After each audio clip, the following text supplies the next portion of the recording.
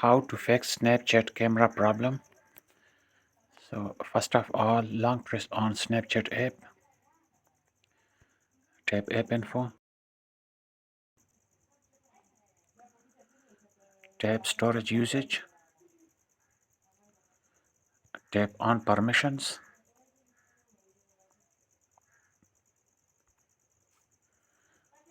tap on camera.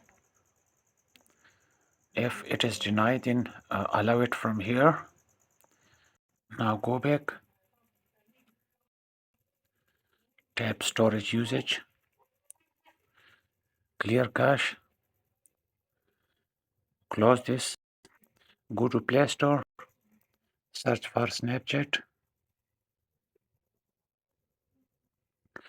update the Snapchat. Now this will fix it.